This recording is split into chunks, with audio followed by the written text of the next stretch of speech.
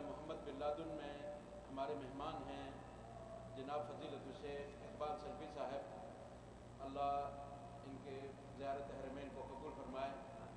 تو ابھی میں بغیر کسی تمہید وغیرہ کے دعوت سخن دوں گا جناب فضیلت الشیخ اقبال سلفی صاحب کو کہ آپ تشریف لائیں اور اپنے خیالات کا اظہار فرمائیں۔ الحمد للہ نحمدہ ونستعینہ ونستغفرہ ونؤمن بہ ونتوکل علیہ ونعوذ باللہ من شرور انفسنا ومن سیئات اعمالنا من یہدہ اللہ فلا مضل لہ ومن یضلل فلا ہادی لہ۔ اشہد ان لا الہ الا اللہ وحدہ لا شریک لہ واشہد ان محمدا عبدہ ورسولہ۔ اما بعد فإن خیر الحدیث کتاب اللہ وخیر الہدی ہدی محمد صلی اللہ علیہ وآلہ وسلم وشر الامور محدثاتها وکل محدثۃ بدعۃ وکل بدعۃ ضلالہ وکل ضلالۃ فی النار۔ اعوذ باللہ السمیع العلیم من الشیطان الرجیم من ہمزہ ونفخہ ونفثہ۔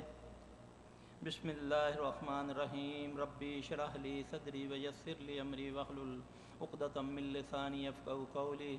رب زدنی علما رب زدنی علما رب زدنی علما۔ اعوذ باللہ السمیع العلیم من الشیطان الرجیم۔ بسم اللہ الرحمن الرحیم۔ ان الذین قالوا ربنا اللہ ثم استقاموا تتنزل علیہم الملائکۃ الا تخافوا ولا تحزنوا وابشروا بالجنۃ التی کنتم توعدون۔ معزز سامعین، میں نے آپ کے سامنے ایک آیت کی تلاوت کی ہے۔ اللہ تبارک و تعالیٰ فرماتے ہیں قرآن پاک میں، ان الذین قالوا، بے شک وہ لوگ جو یہ کہتے ہیں کہ میرا رب اللہ ہے۔ اب مسئلہ یہ ہے کہ مختلف ممالک کے اندر، مختلف لوگوں کے اندر عجیب عجیب قسم کے فتنے بپا ہیں، جس میں سب سے بڑا جو آج کل فتنہ ہے وہ ہے جادو، جن اور شیاطین کے دوسرے معاملات، اور اس کو سامنے رکھتے ہوئے لوگوں کے ایمان پر ڈاکے ڈالتے ہیں۔ کوئی کہتا ہے جی کہ میرے پاس روحانی طاقت ہے، میں یہ کر دیتا ہوں۔ کوئی کہتا ہے محبوب آپ کے قدموں میں۔ عموماً آپ اپنے ملکوں میں اشتہارات پڑھتے ہیں میڈیا پر، جس کو یہ روحانی طاقت کہتے ہیں، یہ ایکچوئل جو ہوتی ہیں وہ شیاطین کی طاقت ہوتی ہے، جنات شیاطین کی طاقتیں ہوتی ہیں۔ روحانی طاقت توکل کو کہتے ہیں، جو اللہ پر توکل کرتا ہے، جس کے بارے میں اللہ فرماتے ہیں، ان الذین قالوا ربنا اللہ ثم استقاموا تتنزل علیہم الملائکۃ۔ جو یہ کہتے ہیں کہ میرا رب اللہ ہے۔ اب رب کیا ہے؟ رب پالنے والے کو کہتے ہیں۔ وہ کون ہے؟ وہ اللہ ہے، جو مارنے والا، جو زندہ کرنے والا، جو اولاد دینے والا، جو نہ دینے والا، جو بیمار کرنے والا، جو شفا دینے والا، جو بگڑی بنانے والا، جو داتا، جو غوث، وہ ہے اللہ۔ جو اس پر بلیو کرتے ہیں، اس پر یقین کرتے ہیں، ثم استقاموا، یہ اللہ کی شرط ہے، مشروط ہے یہ کہ اللہ کن کی مدد کرتے ہیں۔ اللہ فرماتے ہیں جو یقین کرتے ہیں کہ میرا رب اللہ ہے، ثم استقاموا، پھر اس پر استقامت پکڑتے ہیں، تتنزل علیہم الملائکۃ، پھر فرشتوں سے میں مدد کرتا ہوں، جنوں سے نہیں، پیروں سے نہیں، فقیروں سے نہیں، فلاں سرکار سے نہیں۔ پھر اللہ مدد کرتا ہے فرشتوں سے۔ وہ تو قدرت رکھتا ہے ہواؤں سے مدد کرنے کی، وہ تو قدرت رکھتا ہے چنٹی، سانپ، بچھو، جس سے چاہے وہ، یہ اللہ کی فوجیں ہیں، جس سے چاہے وہ مدد کرے۔ لیکن اللہ فرماتا ہے جو استقامت پکڑتا ہے اس پر کہ میری زندگی کا مالک میرا اللہ، میری مشکل کشا کا مالک میرا اللہ، میرا حاجت روا میرا اللہ، میری بگڑی بنانے والا میرا اللہ، میرا داتا، میرا غوث وہ اللہ، پھر وہ اس پر ڈٹ جاتے ہیں۔ واللہ العظیم، میرا ایک بڑا سا عجیب سا شعبہ ہے، بڑے بڑے یہ خبیث جادوگر جو پیر بنے ہوتے ہیں یہ ایکچول ہوتے جادوگر ہیں، لبادہ انہوں نے اوڑا ہوتا ہے۔ اللہ نے اپنے ولیوں کی کوئی خاص پہچان کوئی لباس کے ساتھ نہیں فرمائی کہ یہ چوغا ہوگا، یہ دستار ہوگی، یہ کڑے ہوں گے، یہ ہوگا وہ ہوگا۔ اللہ کے ولیوں کی جو شان ہے، اللہ ولی الذین آمنوا، اللہ کے ولیوں کی پہچان اللہ کچھ اور بتاتا ہے۔ جو ہم نے ولی مان لیے وہ شیطان کے ولی ہیں، وہ جس کو کرامتے کہتے ہیں وہ سب شیاطین جنات کا طریقہ ہوتا ہے، ان کے پاس شیاطین جن ہوتے ہیں، وہ جنوں کے قابو ہوتے ہیں، جن کسی کے قابو نہیں آتا، یہ بات یاد رکھیں۔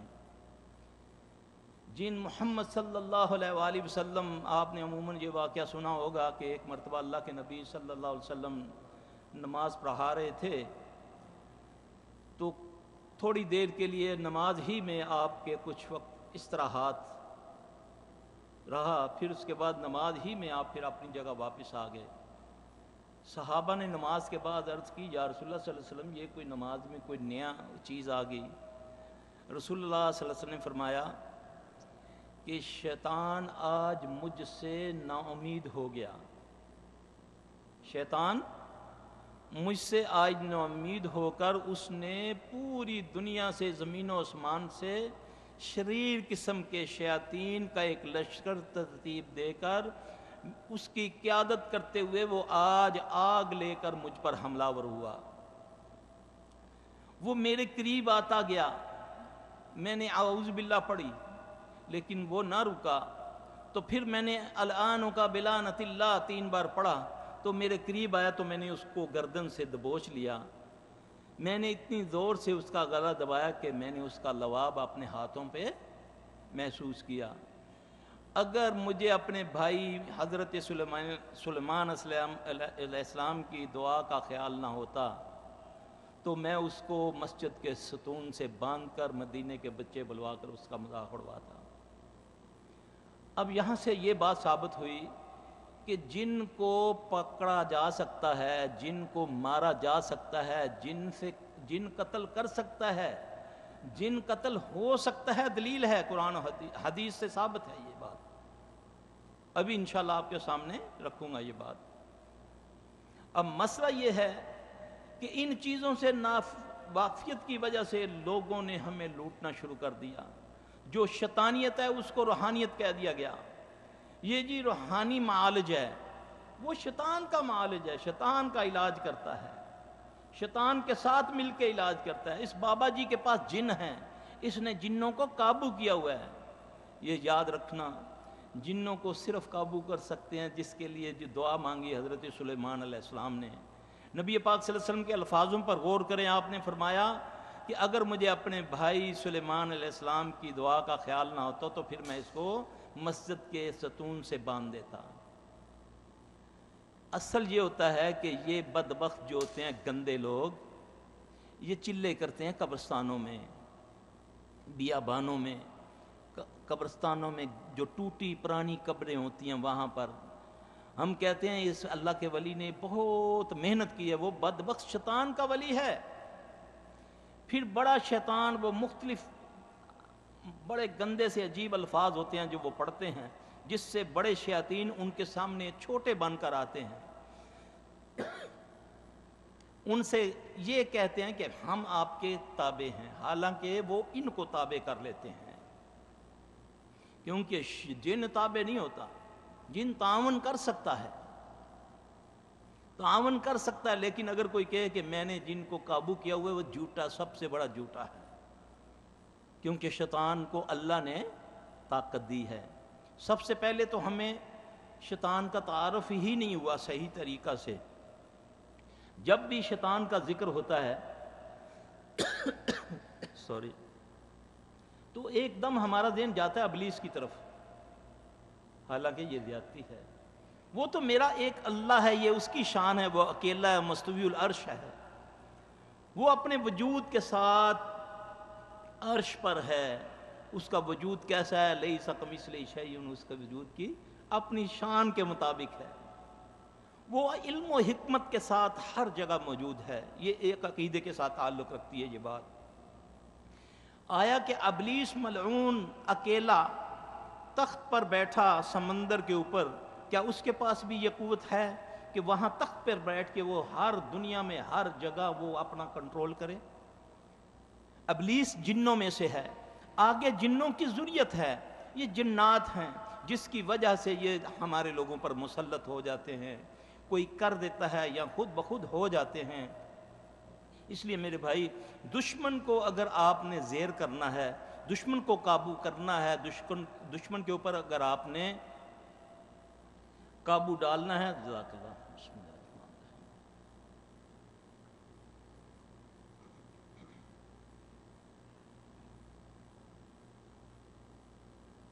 جزاک اللہ، بسم اللہ۔ تو آپ کو اس کے بارے میں آگاہی ہونی چاہیے۔ پیارے نبی صلی اللہ علیہ وآلہ وسلم، تفسیر ابن کثیر کے اندر ایک واقعہ ہے، ہم تو بڑا مختصر اس کو سنتے ہیں اور کہتے ہیں۔ حضرت ابو ہریرہ رضی اللہ تعالیٰ عنہ، اللہ کے نبی صلی اللہ علیہ وسلم کی طرف سے ان کی ڈیوٹی ہے کہ فطرانے کا مال ہے، ان کو نگرانی کے لیے مقرر کیا، تو انہوں نے کافی پریشانی محسوس کی کہ مال ان کا دن بدن کم ہوتا جا رہا ہے نا روزانہ۔ اب وہ فکر مند ہوئے ہیں، انہوں نے جا کر عرض کی، یا رسول اللہ صلی اللہ علیہ وسلم، میں بہت فکر سے پہرا دیتا ہوں مگر پتہ نہیں چلتا کہ یہ مال کیسے کم ہو جاتا ہے۔ رسول اللہ صلی اللہ علیہ وسلم نے ان کو ایک لفظ بتایا، آپ نے فرمایا تو یہ پڑھ، سبحان من سخرک لمحمد صلی اللہ علیہ وآلہ وسلم۔ جب انہوں نے اس کو پڑھنا شروع کیا تو کیا دیکھتے ہیں کہ ایک بندہ چادر بچھا کر مال کو سمیٹ رہا ہے۔ اب انہوں نے آگے بڑھ کے اس کو پکڑ لیا، اب وہ رونے لگا کہ چھوڑ دو، میں غریب آدمی ہوں، میں آئندہ نہیں کروں گا۔ انہوں نے چھوڑ دیا۔ اللہ کے نبی صلی اللہ علیہ وسلم کو تو وحی سے اللہ بتا دیتے تھے۔ آپ صلی اللہ علیہ وسلم نے پوچھا، ہاں بھی کیا حال ہے؟ عرض کی، یا رسول اللہ اس طرح معاملہ ہے۔ آپ نے فرمایا ہو سکتا ہے وہ تیرا مہمان پھر آئے۔ دوسرے دن پھر وہ آیا، پھر پکڑا۔ اب بعض لوگ بغیر دلیل کے انکار کر دیتے ان چیزوں کا، نہیں جی نہیں، جن کتنے چوری کر سکتے ہیں جی، جن کس طرح اس طرح کر سکتے ہیں جی۔ اب حدیث کو سمجھیں تو نظر آئے نا، ہمیں سمجھ آئے۔ اب یہ کون ہے، یہ کس کا واقعہ ہے؟ صحیح حدیث ہے، علماء حضرات بیٹھے ہیں، تحقیق کر لیں۔ تیسرے دن جب دوسرے دن بھی وہی حال ہوا، تیسرے نے عرض کی کہ میں نے پکڑ لیا۔ اب بہت رویا چلایا، کہنے لگا اگر تو مجھے چھوڑ دے تجھے میں چند کلمے بتاتا ہوں، تو یہ پڑھ لیا کر تو میں نہیں آؤں گا۔ اب صحابی رسول ہے صلی اللہ علیہ وسلم، اس کو نہیں پتہ چل رہا یہ کون ہے۔ اب جا کر جب عرض کی، رسول اللہ صلی اللہ علیہ وسلم نے فرمایا کہ تھا جھوٹا بات سچی کر گیا۔ اس نے کہا کہ تم آیت الکرسی پڑھ لیا کرو۔ آپ نے فرمایا ابو ہریرہ وہ شیطان تھا۔ یہ چیزیں اٹھاتے ہیں لوگوں کے گھروں میں، یہ لڑائیاں کرواتے ہیں میاں بیوی کی، بیوی قسمیں اٹھاتی ہے، بچہ قسمیں اٹھاتا ہے، لیکن گھروں سے چیزیں غائب ہو جاتی ہیں۔ یہ ایسے دو اور واقعے ہیں، ایوب انصاری رضی اللہ عنہ کا صحیح واقعہ ہے، کعب بن مالک رضی اللہ تعالیٰ عنہ کے گھر کا واقعہ ہے، یہ صحیح حدیثیں ہیں۔ اب ہمیں دشمن سے آگاہی نہیں، بغیر دلیل کے ہم اس کی رد کر دیتے ہیں، یہ بالکل زیادتی ہے۔ اللہ بھی شرک کو، اللہ بھی کفر کو رد کرتا ہے تو دلیل کے ساتھ کرتا ہے، حالانکہ وہ خالق ہے، مالک ہے، وہ کہیں مچھر کی اور کہیں مکھی کی دلیل دے کر قائل کرتا ہے۔ اب ہم خام خواہ سے اس کو رد کر دیتے ہیں۔ اب یہاں پر کچھ شیاطین لوگ ایسے بھی ہیں جو کہ اپنے ہمزاد کے ذریعے دوسرے ہمزاد سے پتہ کر لیتے ہیں۔ لوگ کہتے ہیں جی ہم خود گئے ہیں جی، ہمارے پیر بڑے پہنچے ہوئے ہیں، ہم اس کے جا کر سامنے بیٹھتے ہیں تو ایک دم سب کچھ ہمارا بتا دیتے ہیں۔ یہ ایسے بہت واقعات ہوتے ہیں۔ اب میرے بھائی ہم اس کو رد کیسے کریں گے؟ ہم دلیل سے رد کریں گے، وہ مانے گا۔ اب ہم کہتے ہیں بھی اللہ کے نبی صلی اللہ علیہ وسلم پر تو وحی آتی ہے، اس بدبخت کے پاس کون سی قوت آ گئی جس سے یہ سارا کچھ بتا دیتا ہے؟ اب ہم لیتے ہیں رہنمائی اپنے اللہ کے اپنے نبی سے لیتے ہیں صلی اللہ علیہ وسلم۔ اللہ کے نبی صلی اللہ علیہ وسلم کے دور میں صاف ابن سیاد ایک ملعون تھا، رسول اللہ صلی اللہ علیہ وسلم کو پتہ تھا کہ یہ کاہن ہے۔ آپ صلی اللہ علیہ وسلم اس کو دعوت دینے جاتے ہیں، وہ بدبخت کہتا ہے کہ تم کیا مجھے دعوت دو گے جو میں تمہیں کہتا ہوں، جو میں دیکھتا ہوں جو تمہیں نہیں نظر آتا۔ یہ حدیث میں پورے واقعات ہیں۔ یہ رسول اللہ صلی اللہ علیہ وسلم نے فرمایا تو کیا جانتا ہے؟ اس نے بولا تیرے ساتھ جو دو ہیں میں اس کو بھی جانتا ہوں جو میں دیکھتا ہوں۔ اور کیا دیکھتا ہے؟ اس نے بولا میں تخت دیکھتا ہوں سمندر کے اوپر، وہ تو شیطان کا تخت ہے۔ میں تیرے دل کی بات جانتا ہوں، وہ رسول اللہ صلی اللہ علیہ وسلم کو کہتا ہے کہ میں تیرے دل کی بات جانتا ہوں۔ آپ صلی اللہ علیہ وسلم نے دل کے اندر سورہ دخان کی کچھ آیات تلاوت فرمائی، تو کہنے لگا پڑھا تو جو تو نے مجھے سمجھ نہیں آئی، کیونکہ اس کے لیے تو کلام نیا تھا نا قرآن پاک۔ کہتا لفظ دکھ تو نے کہا ہے، لفظ دکھ تو نے کہا ہے۔ تو رسول اللہ صلی اللہ علیہ وسلم نے جواب میں اسے فرمایا کہ تو دنیا کا سب سے بڑا ذلیل ہے۔ تو ہم کیا کہتے ہیں کہ یہ بڑا پہنچا ہوا ہے، حالانکہ اس خبیث کے پاس کیا ہے؟ اس کا شیطان، ہر انسان کے ساتھ اللہ نے ایک شیطان کو پیدا کیا ہے، ہر انسان کے ساتھ ایک شیطان کو پیدا کیا۔ رسول اللہ صلی اللہ علیہ وسلم نے فرمایا کہ میرا شیطان اللہ کے فضل سے مسلمان ہو گیا، وہ مجھے حق کے علاوہ کچھ نہیں بتاتا۔ یہ ہے نا حدیث کہ مجھے حق کے علاوہ کچھ نہیں بتاتا، اس کا مطلب یہ القاء کرتے ہیں، یہ دلوں میں القاء کرتے ہیں، یہ خواب میں آ سکتا ہے۔ رسول اللہ صلی اللہ علیہ وسلم نے فرمایا اچھا خواب اللہ کی طرف سے، برا خواب شیطان کی طرف سے، یہ اللہ کے نبی صلی اللہ علیہ وسلم کا فرمان ہے۔ اچھے خواب پر شکر ادا کرو اور برے خواب کو زائل کر دو۔ اور ہم نے جو آج تک سیکھا یا ہمیں بتایا گیا اللہ ماشاء اللہ، تو یہی جی جب برا خواب دیکھو تو تھو تھو کر کے اعوذ باللہ پڑھ کے تھو تھو کر دیا کرو، یعنی کہ پہلے اعوذ باللہ پڑھ لو پھر تھو تھو کر دو۔ یہ بالکل حدیث کے الٹ ہے۔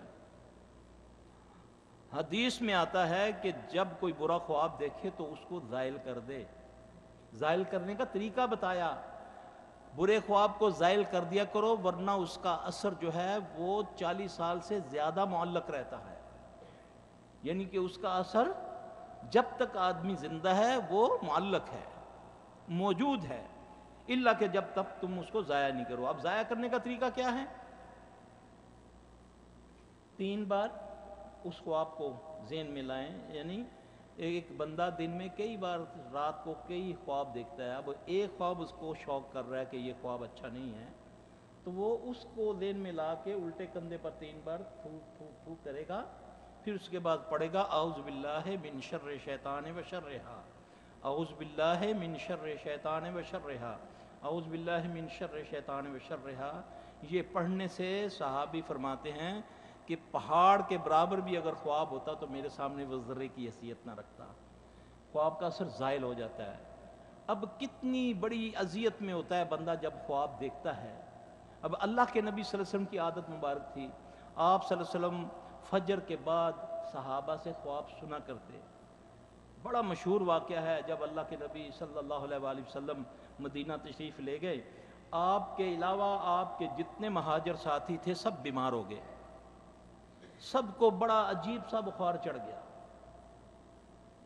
اب وہ بخار ایسا کہ حضرت ابو بکر رضی اللہ تعالیٰ عنہ، حضرت بلال رضی اللہ تعالیٰ عنہ بھی مدینے کو یعنی کہ ذہن میں لا کے اچھا نہ سمجھتے ہوئے مکے کو یاد کرتے۔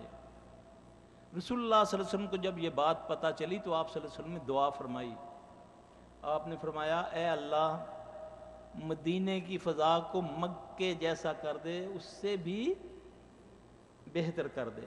یہ نبی پاک صلی اللہ علیہ وسلم نے دعا فرمائی کہ اللہ مدینے کی فضا کو مکے جیسا بلکہ اس سے بھی بہتر کر دے، اور مدینے کے سا میں برکت ڈال، اس کے رزق میں تول میں برکت ڈال، اور مدینے کا بخار جوفہ میں لے جا۔ یہ مدینے کے پاس ایک جوفہ جگہ ہے، یہ آپ جانتے ہوں گے، ہم تو چند دنوں کے لیے آتے ہیں چلے جاتے ہیں۔ اب اللہ کے نبی صلی اللہ علیہ وآلہ وسلم صبح حسب معمول پوچھتے ہیں صحابہ سے خواب کے بارے میں، کوئی نہیں بتاتا، تو آپ نے فرمایا کہ آج میں نے خواب دیکھا، مجھے بڑی فکر تھی کہ میرے صحابی جو میرے ساتھ آئے تھے بیمار ہو گئے، تو میں اللہ سے دعا کر کے سویا، میں خواب کیا دیکھتا ہوں کہ ایک دراز قد کی کالی سیاہ عورت، لمبے قد کی، بڑے بڑے ہونٹوں آنکھوں والی، وہ مدینے سے بھاگتی ہوئی جوفہ میں چلی گئی. وہ جوفہ میں گئی، اس کا جانا تھا کہ سارے صحابہ خود بخود ٹھیک ہو گئے. اب یہ کیا تھا میرے بھائی سمجھو، ایک جراثیم پر تو تمہارا ایمان ہے جس کی کوئی حیثیت نہیں ہے. ڈینگی ہو گیا جی لاہور میں، سارے لوگ مرنا شروع ہو گئے جی ڈینگی کی وجہ سے. لیکن جن کی وجہ سے نہیں جی، ہم تو اشرف المخلوق ہیں، جن کی کیا اوقات ہے ہمیں نقصان پہنچائے. حالانکہ یہ تیسری نہیں دوسری مخلوق ہے. جن بیمار کر سکتا ہے، ایک سانپ اگر کاٹ سکتا ہے، ایک جراثیم آپ کے خون میں جا کر آپ کے اندر بیماری پیدا کر سکتا ہے، تو نبی پاک صلی اللہ علیہ وسلم تو فرمایا کہ یہ شیطان تمہارے جسم کے اندر اس طرح گردش کرتا ہے جیسے خون گردش کرتا ہے. یہ تو اللہ کے نبی صلی اللہ علیہ وسلم نے فرمایا. اس استحاضہ عورت کے بارے میں کیا حکم ہے جس کے بارے میں رسول اللہ صلی اللہ علیہ وسلم نے فرمایا جس کو ایسی بیماری ہو، جس کا حیض بند نہ ہو، وہ اپنے ایام پورے کرے، غسل کرے اور نماز پڑھے، کیونکہ شیطان نے اس کی آنت میں ٹھوکر مار کے اس کو زخمی کر دیا. رسول اللہ صلی اللہ علیہ وسلم نے فرمایا تم جب اپنے بستروں پر جاؤ تو کیا کرو. سمجھو میرے بھائی، شیطان سے مراد ابلیس نہ لیا کرو، یہ اس کی ذریت ہے. آپ نے فرمایا شام کے وقت اپنے بچے اور اپنے جانوروں کو بند کر لیا کرو. یہی ہے. شیطان چھوٹے بچے کی دبر میں انگلی کرتا ہے، یہ بخاری کی حدیث ہے. وہ پھر بیماری لگتی ہیں بچوں کو اس وقت. ہمارے وہی وقت ہیں بازاروں میں گھومنے کے. پیارے نبی صلی اللہ علیہ وسلم تو فرما دیا کہ اپنے دروازوں پر اللہ کا نام لے لیا کرو. یعنی کہ جس دروازے کے اوپر اللہ کا نام لے لیا جائے اس دروازے کے اندر یقین کریں کہ مسلمان جن بھی داخل نہیں ہو سکتا. آپ نے فرمایا ہاتھ دھو کر کھانا کھایا کرو، پلیٹ کو اچھے طریقے سے صاف کیا کرو، شیطان کے لیے نہ چھوڑو. یہ میں وہ واقعے بتاتا ہوں کہ ہم جب ان خبیثوں سے جھگڑتے ہیں، لڑائی کرتے ہیں، تو پھر ہمیں پتہ چلتا ہے کہ یہ تو نبی پاک صلی اللہ علیہ وسلم نے ہمیں بتا دیا ہوا ہے کہ بھی پلیٹ صاف کر لیا کرو. آپ نے فرمایا بسم اللہ کر کے کھانا کھاؤ، ورنہ جو نہیں کھاتا اس کے ساتھ کیا ہوتا ہے؟ شیطان بھی کھاتا ہے. یہ کیا ہے؟ اس کے یہ کوئی فلسفہ ہے؟ کوئی الجبرے کا سوال ہے جو سمجھ نہیں آ رہا؟ اگر تم بھول گئے ہو تو بیچ میں کہہ دو بسم اللہ اول آخر، وہ کہہ کر دیتا ہے. یہ ساری باتیں کس نے بتائی ہیں ہمیں؟ محمد صلی اللہ علیہ وآلہ وسلم نے. لیکن اس کو ہم نے پڑھا ہے، سمجھا نہیں. آپ نے فرمایا جب تم کسی کام کے لیے اٹھو اپنے بستروں پر ہاتھ مار لیا کرو، تم نہیں جانتے وہاں کون ہے. فرمایا نہیں، اپنے ہاتھ دھو کر سویا کرو، اگر کوئی نقصان ہو جائے تو اللہ کے اوپر نہ چھوڑ دینا، تقدیر میں لکھا ہوا تھا. یہ آگاہی ہمیں بتا کر گئے ہیں رسول اللہ صلی اللہ علیہ وسلم. یہ ہماری بدبختی ہے کہ ہم نے اس کو بہت معمولی سا لیا. نماز پڑھی ایک دم بھاگے، کوئی اذکار نہیں. حالانکہ رسول اللہ صلی اللہ علیہ وسلم جب بستر پہ جاتے، محمد صلی اللہ علیہ وسلم کی بات بتا رہا ہوں، بستر پر جاتے ہاتھ مارتے، پھر بیٹھ کر پڑھتے، اخلاص فلق ناس 3 بار پڑھ کے اپنے ہاتھ کو تھو تھو کرتے، اس طرح مل کے پورے جسم کو 3 بار اس طرح کرتے. یہ محمد صلی اللہ علیہ وسلم کرتے. وہ دعا جو اللہ کے نبی صلی اللہ علیہ وسلم کو 2 بار، ایک بار جب عرش پہ جب آپ گئے اوپر اپنا معراج پہ، تو شیطان جب پہلی بار آگ لے کر آپ پر حملہ ہوا تو جبرائیل نے جو دعا سکھائی، اعوذ بکلمات اللہ التامات التی لا یجاوزہن بر. پھر اس وقت دوسری بار جب اس کو پکڑا تو آپ نے یہ پڑھی. آپ بستر پر اس دعا کو خود پڑھا کرتے تھے. یہ اللہ کے نبی صلی اللہ علیہ وسلم، کیونکہ وہ جانتے تھے اللہ تبارک و تعالیٰ جب اللہ کے نبی صلی اللہ علیہ وسلم پہلی بار جب وحی ہوئی ہے، ہمیں تو یہی کہا گیا جی کہ جبرائیل آئے تو آ کر کہا اقرأ بسم ربک الذی خلق. ایسا نہیں ہے. اللہ اپنی حکموں کو نہ توڑتا ہے نہ توڑنے دیتا ہے. عبداللہ بن مسعود رضی اللہ عنہ نے روایت ہے کہ اللہ کے نبی صلی اللہ علیہ وسلم کو سب سے پہلے جب جبرائیل آئے سلام کرنے کے بعد اعوذ باللہ السمیع العلیم من الشیطان الرجیم بسم اللہ الرحمن الرحیم، پھر آپ نے پڑھایا، آپ کو پڑھایا اقرأ بسم ربک الذی خلق. کیونکہ قرآن کہتا ہے فَإِذَا قَرَأْتَ الْقُرْآنَ فَأَسْتَعِذْ بِاللَّهِ مِنَ الشَّيْطَانِ الرَّجِيمِ. جب تم قرآن پڑھنے لگو تو پھر کیا کرا کرو؟ پھر اعوذ باللہ من الشیطان الرجیم پڑھ لیا کرو. انہ لیس لہ سلطان علی الذین آمنوا وعلی ربہم یتوکلون، اس کا زور اس پر نہیں چلتا جو اللہ پر ایمان لاتے ہیں اور توکل، یہاں بھی جو توکل کرتے ہیں اس کا زور نہیں چلتا۔ ہمیں بہت دیتے ہیں، بہت زیادہ، یہ تینوں کی طرف سے دھمکیاں آتی ہیں، ان کے شیاطین آ کر بندوں میں حاضر ہو کر کہتے ہیں کہ یہ کر دیں گے وہ کر دیں گے۔ ہم کہتے ہیں تم کچھ نہیں کر سکتے جب تک وہ نہیں چاہے گا، کچھ نہیں کر سکتا، نہ کوئی جن نہ کوئی انسان، صرف توکل اپنے رب پر، طریقہ محمد صلی اللہ علیہ وسلم کا۔ اور میرے بھائی واللہ العظیم کوئی آپ کا بال بیکا نہیں کر سکتا، صرف اپنے اندر یہ گمان پیدا کر لو کہ میرا مشکل کشا میرا اللہ ہے، میرا حاجت روا۔ اللہ کہتا ہے بندے میں تیرے گمان کے مطابق ہوں۔ میں نے تو اس کام میں یہ سیکھا ہے کہ توکل کر لو کہ میرے اللہ نے اگر اس سے موت لکھی ہے تو مجھے کوئی بچا نہیں سکتا، اگر نہیں تو یہ سارے اکٹھے ہو جائیں شیاطین دنیا کے، یہ مجھے نہیں ضرر پہنچا سکتے۔ تو میرا بھائی دشمن سے آگاہی کے لیے ایک ایک چیز اللہ کے نبی صلی اللہ علیہ وسلم نے جہاں آپ کو شیطان کا کہہ دیا۔ اب ایک بات جو آپ کو میں بتانے لگا ہوں، اللہ کے نبی صلی اللہ علیہ وسلم تو یہاں تک ہمیں رہنمائی فرما کر گئے کہ نطفے کے اوپر بھی شیطان کام کر لیتا ہے، نطفے پر بھی کام کرتا ہے شیطان۔ اس کی دلیل رسول اللہ صلی اللہ علیہ وسلم نے فرمایا، قرآن پاک میں آتا ہے کہ حضرت عیسیٰ علیہ السلام اور اس کی والدہ کو شیطان نے نہیں چھوا، شیطان نے نہیں چھوا۔ ایک صحابی عمار بن یاسر رضی اللہ تعالیٰ عنہ، جس کے بارے میں رسول اللہ صلی اللہ علیہ وسلم نے فرمایا کہ عمار بن یاسر تجھ کو شیطان نے نہیں چھوا۔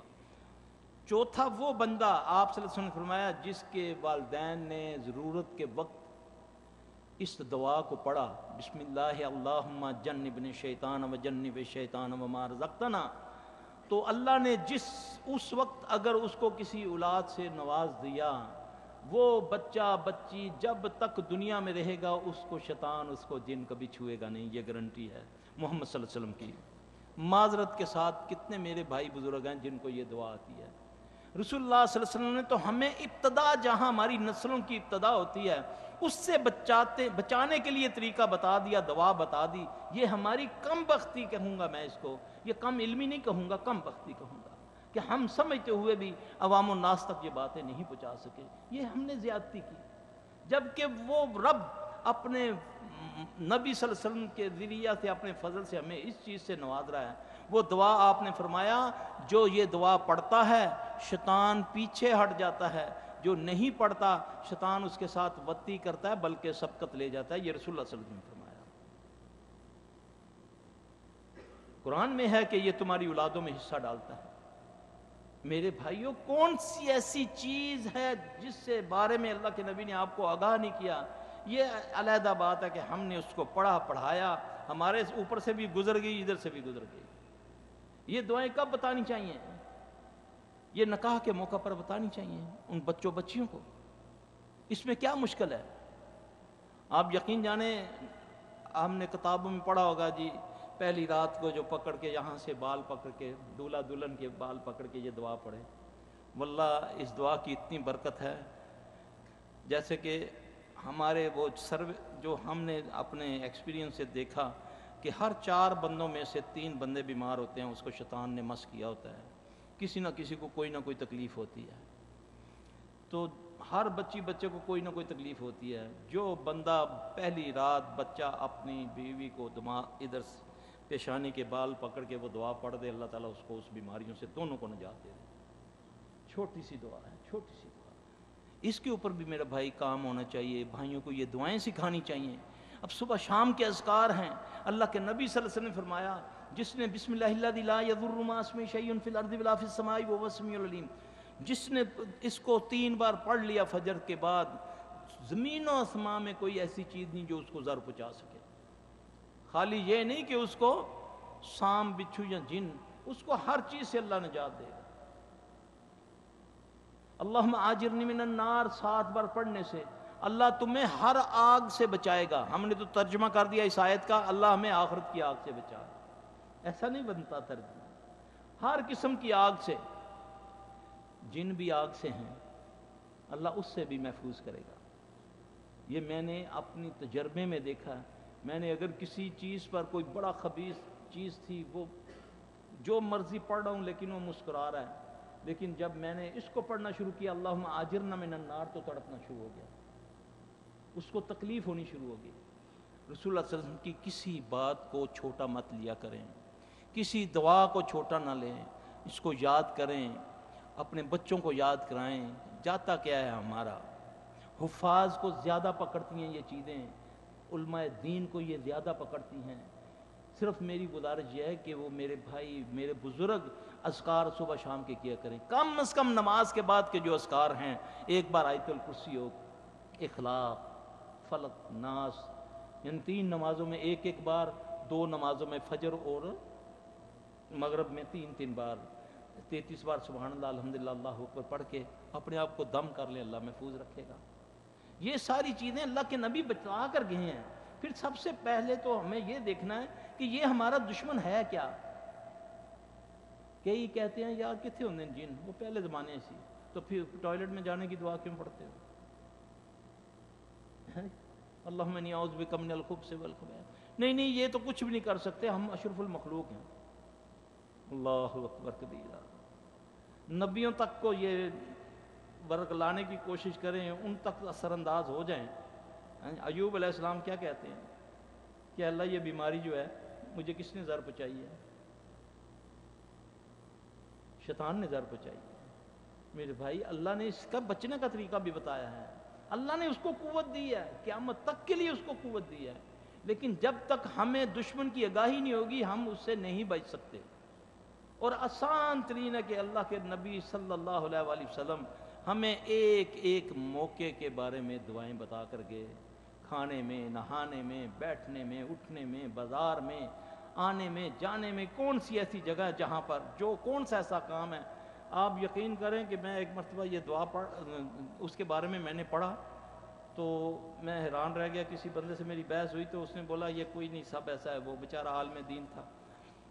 اب اللہ کے نبی صلی اللہ علیہ وسلم نے فرمایا کہ جو گھر سے نکلنے کی دعا پڑھتا ہے نا, آپ ماشاءاللہ سب جانتے ہوں گے نا, بسم اللہ توکلت علی اللہ لا حول ولا قوت الا باللہ. آپ اس کی قوت کو نہیں جانتے کہ رسول اللہ صلی اللہ علیہ وسلم نے فرمایا کہ جو شیطان شام کا کھڑا ہے نا دیر کا کہ یہ بندہ باہر نکلے گا تو اس کو میں ورگلاؤں گا, تو جب یہ بندہ اپنے گھر سے یہ پڑھ کے نکلتا ہے تو اس کا جو شیطان اللہ نے اس کے ساتھ پیدا کیا ہے وہ بھی اس سے علیحدہ ہو کر اس سے کہتا ہے تو کیوں کھڑا ہے؟ وہ کہتا ہے کہ میں اس کو ورگلانے کے لیے کھڑا ہوں. وہ کہتا ہے الو میں تو اس کا شیطان ہوں, اس نے کچھ ایسے کلمے پڑھے ہیں کہ میں نے آسمان سے آواز سنی کہ بلّہ اے بندے تو میری امان میں آ گیا. کہتا میں اس سے علیحدہ ہو گیا ہوں اور تو اس کا کیا بگاڑے گا؟ کیا ہم اس کو پڑھتے ہیں؟ کیا ہم ترغیب دیتے ہیں؟ ایک چورن بیچنے والا, مسالہ بیچنے والا بس کے اندر جھوٹی مٹھی کی چیز تھوڑا سا اس کو بول بچن کر کے ساری بس اس سے خرید لیتی ہے. تو یہ پیارے نبی کی پیاری دعائیں, یہ سب ہم نے کتابیں بڑی چھاپ دیں, بڑا اس کو بانٹا, کروڑوں نہیں کروڑ ہاں ہم نے اس کو بانٹ دیا. ہم جانتے ہی نہیں اس کی افادیت کیا ہے, اس کی قوت کیا ہے. ایک دعا کی قوت ہے, ایک دعا کی. جن کے گھروں میں یہ معاملات ہیں ان سے جا کر پوچھیں, جو ان دلدلوں میں پھنسے ہوئے ہیں, جو ان مصیبتوں میں پھنسے ہوئے ہیں, واللہ العظیم یہ بدبخت ان کی عزتوں تک کھیل جاتے ہیں, ان کے ایمانوں کو لوٹ لیتے ہیں, ان کے مالوں کو لوٹ لیتے ہیں. اس کی وجہ یہ ہے کہ جن کے پاس اللہ نے خزانے دیے وہ آرام سے بیٹھے ہوئے آستانے آباد ہیں, وہ خبیث شعبدے بازی کر دیتے ہیں, ہم ان سے متاثر ہو جاتے ہیں کہ جی اس نے وہ چائے کے پتر کی لاچی بنا دی, یہ تو ولی اللہ ہے, اس نے نوٹ میں سے پانی نکالی, یہ سب شعبدے بازی ہے. یہ جی کپڑا ناپ دیا, کچھ ہمارے بھائی بھی جو ہیں ہماری مسلک کے وہ بھی یہ کام کرتے ہیں, جی کپڑا ناپا چھوٹا ہو گیا تو جادو ہے, بڑا ہو گیا تو نہیں ہے جی, یہ سب بکواس ہے, یہ سب نوسر بازی ہے. کچھ تعویذات دیتے ہیں, تعویذ قرآن کا بھی نہیں کام کرتا, یہ بھی یاد رکھنا. قرآن خود کہتا ہے, وَإِمَّا يَنزَغَنَّكَ مِنَ الشَّيْطَانِ نَزْغٌ فَاسْتَعِذْ بِاللَّهِ إِنَّهُ وَهُوَ السَّمِيعُ الْعَلِيمُ. جب تمہیں شیطان سے تکلیف پہنچے تو کیا کرو؟ پھر اللہ کی طرف رجوع کرو, وہ سمیع علیم ہے, وہ تمہیں بچائے گا. اور وہ بچانے کا طریقہ کیا؟ رسول اللہ صلی اللہ علیہ وسلم نے تمہیں صبح شام کے اذکار بتائے کھانے پینے کا طریقہ، غسل کا، کپڑے پہننے کا، نہانے کا، کون سی ایسی چیز ہے جس کے بارے میں آپ صلی اللہ علیہ وسلم نے آپ کو رہنمائی نہیں فرمائی؟ اللہ تبارک تعالیٰ ہمیں سمجھ عطا فرمائے میرا بھائی۔ یہ مختصراً میں نے جو آپ کے سامنے، کیونکہ میں آیا تھا عمرے کے لیے، بھائیوں نے اچانک کہہ دیا، تو میں جو آپ کے گوش گزار کرنے کی کوشش کی ہے کہ اللہ تعالیٰ ہمیں سمجھ دے۔ آپ بھائیوں کو اجازت ہے، اگر کوئی سوال جو آپ کرنا چاہتا ہے میرے سے تو میں انشاءاللہ حاضر ہوں۔ جی جی لوگ کہتے ہیں کہ ایک مسجد میں دو جماعتیں نہیں ہو سکتی ہیں، جی جی تو اس کے بارے میں ایک جماعت ختم ہو جائے پہلی، تو پھر دوسری جماعت نہیں ہو سکتی۔ اچھا جی، اچھا لوگ کہتے ہیں، یہاں ہم نے دیکھنا کہ محمد صلی اللہ علیہ وسلم کیا فرماتے ہیں۔ عشاء کی نماز ہو چکی، جماعت ہو چکی، رسول اللہ صلی اللہ علیہ وسلم بیٹھے ہیں، ایک صحابی آئے، وہ نماز پڑھنے لگے تو اللہ کے نبی صلی اللہ علیہ وسلم نے فرمایا کون اپنے بھائی کے لیے صدقہ کرے گا؟ پہلے اس کو بلوایا، اس سے پوچھا، اس نے بولا یا رسول اللہ صلی اللہ علیہ وسلم میں فلاں کا ان کے اونٹوں باندھتے ہوئے مجھے دیر ہو گئی، ٹھیک ہے؟ تو اللہ کے نبی صلی اللہ علیہ وسلم نے ان میں سے پوچھا جو نماز پڑھ چکے تھے، آپ نے فرمایا کہ بھئی کون ہے جو اپنے بھائی کے لیے صدقہ کرے؟ تو وہ ایک صحابی ساتھ کھڑے ہو کر اس کے ساتھ جماعت کی۔ وہ بد نصیب ہے جو اکیلا نماز پڑھتا ہے۔ اکیلے نماز میرے بھائی کیسے ہو سکتی ہے؟ جو اکیلا بھی پڑھے وہ بھی کیا کرے؟ وہ بھی اقامت کہہ لے اگر کسی وجہ سے اس کی نماز رہ گئی ہے۔ ویسے تو اکیلے نماز نہیں پڑھنی چاہیے، ٹھیک ہے؟ اگر کسی وجہ سے رہ گئی ہے تو اس کو چاہے وہ اقامت کہے۔ اللہ کے نبی صلی اللہ علیہ وسلم مسجد میں تشریف فرمایا، آپ فرما رہے ہیں، کوئی جماعت کے فضائل بتا رہے تھے تو ایک صحابی عرض کرنے لگا یا رسول اللہ صلی اللہ علیہ وسلم میں تو اکیلا ہوتا ہوں، جنگلوں پہاڑوں میں بکریاں چڑھاتا ہوں، تو میں اس سے تو محروم رہ گیا۔ تو رسول اللہ صلی اللہ علیہ وسلم نے فرمایا کہ تم اپنے وقت پر اذان دے دیا کرو اور اقامت کہہ لیا کرو، تمہارے ساتھ جن اور فرشتے جماعت کر لیا کریں گے۔ تو وہ تو بیچارے اللہ ان کو سمجھ دے، وہ بغیر کسی دلیل کے اس کو رد کرتے ہیں۔ ہمارے پاس یہ عمل کرنے کے لیے دلیل موجود ہے، اور اسلام کو سمجھنے کے لیے عقلی دلیل کی ضرورت نہیں ہوتی، نقلی دلیل کی ضرورت ہوتی ہے، اور نقل بھی کہاں سے ہونی چاہیے؟ قرآن اور حدیث سے۔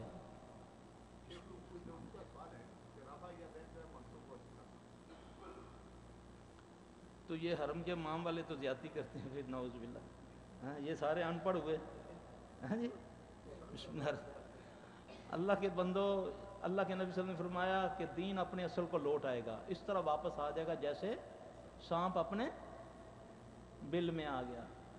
تو دین یہاں سے گیا، کوفے سے نہیں گیا، بغداد سے نہیں گیا، دین مکہ اور مدینہ سے گیا اور ادھر ہی لوٹ کر آ رہا ہے۔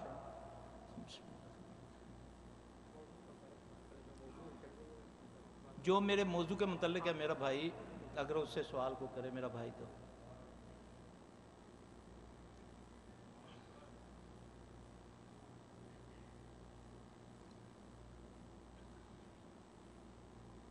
نہیں ہے میرے پاس، میری طبیعت عجیب سی رہتی ہے، یہ آگے میرے اینک نہیں ہے میرے پاس۔ گھبراہٹ، الجھن، بے چینی رہتی ہے، اس کے لیے کوئی دعا بتائیں۔ حسن المسلم کے اندر ایک دعا ہے، آج کل نا لوگوں کو ڈپریشن بہت ہے، وہ پھر دوائیاں کون سی لیتے ہیں جو ٹون کرنے والی ہوتی ہیں، جس میں نشہ ہوتا ہے۔ اور نبی صلی اللہ علیہ وسلم کی دعائی دیتا ہوں آپ کو، ایک دعا ہے لا الہ الا اللہ العظیم الحلیم، لا الہ الا اللہ رب العرش العظیم، لا الہ الا اللہ رب السماوات ورب الارض ورب العرش الکریم۔ جب اس کیفیت میں وہ بندہ اس کو تھوڑی دیر پڑھے گا تو اس خود بخود ٹھیک ہو جائے گا انشاءاللہ تعالی۔ کر کے دیکھ لیں، یہ حسن المسلم کے اندر موجود ہے، یہ چھوٹی کتاب ہے نا دعاؤں والی، اس کے اندر ہے۔ پھر میں پڑھ دیتا ہوں، لا الہ الا اللہ العظیم الحلیم، لا الہ الا اللہ رب العرش العظیم، لا الہ الا اللہ رب السماوات ورب الارض ورب العرش الکریم۔ اس کو کثرت سے پڑھو گے انشاءاللہ ٹھیک ہو جائے گا اللہ کے حکم سے۔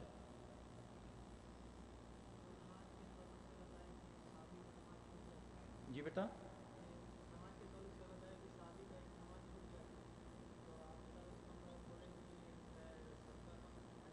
جی جی جی جی جی، تو پھر بھی پڑھ سکتا، کوئی حرج نہیں ہے، ہاں بل بھی کوئی حرج نہیں ہے اس میں۔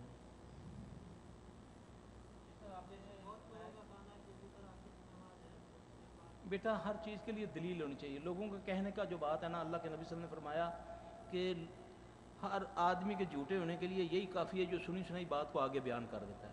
اگر کوئی کہتا ہے تو ہم اس سے دلیل مانگیں. میرا دعویٰ ہے یہ میری بوتل ہے، آپ میں سے کسی کا دعویٰ ہے یہ میری بوتل ہے، تو وہ دعوے کی دلیل دے. ہم کیا کرتے ہیں، وہ دعویٰ بھی اس کا ہوتا ہے، دلیلیں ہم دینا شروع کر دیتے ہیں. ہاں، آپ اس سے پوچھیں کہ بھئی کس دلیل سے یہ بات کر رہے ہو.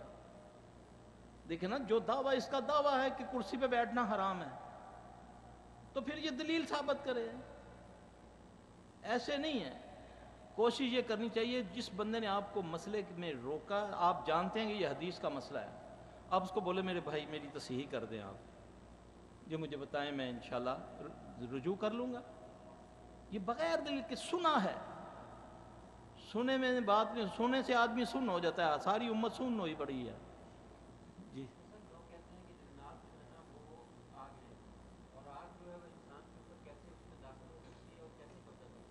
لوگ کہتے ہیں، ٹھیک ہے. رسول اللہ صلی اللہ علیہ وسلم نے فرمایا کہ یہ اس طرح اندر گردش کرتا ہے جیسے خون گردش کرتا ہے.